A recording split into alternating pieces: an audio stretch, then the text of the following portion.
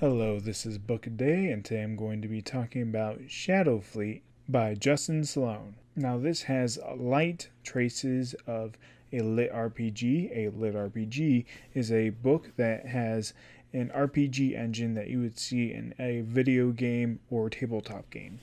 They get back from a epic fight among the pirates and the enemy's army. Samantha and Captain Praxis got into a fight in some kind of a pocket dimension that kind of eats away at them, and somehow both of them escape.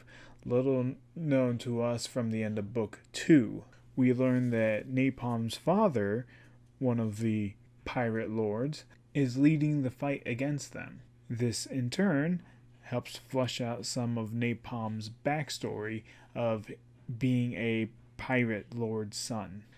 Samantha wakes up from a short-term coma to find herself going back to the Citadel where Hadrian is trying to find the mole. It literally takes less than a chapter for them to resolve it, which begs the question why it was necessary for this little story arc to happen. Karma and Napalm, the two biggest bickerers of the group, finally get together. Could have called that from the beginning of book 1. And if anyone still cares about Quam, he does meet someone interesting in this book. Dax, on the other hand, the Dexiliciatite, we barely actually talk about him that much in the book at all. The book's big focus is its big fight at the end. They need to get one of the guardian dragons to help them defeat the Great Deceiver's army. There is some time spent where they're trying to recruit people to help fight with them, and then the war itself, which is mildly entertaining, I suppose, but the book was just short as a whole. I would give this book a solid 3.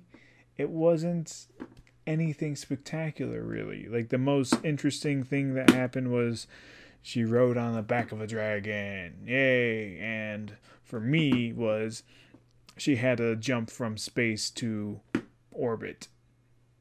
Okay.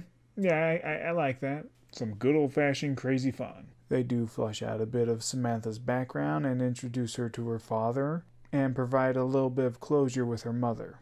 But nothing really interesting about the story itself. The lit RPG side was much more of an afterthought than anything else in this book, and to be honest, they had an interesting character that they could try to play around with more.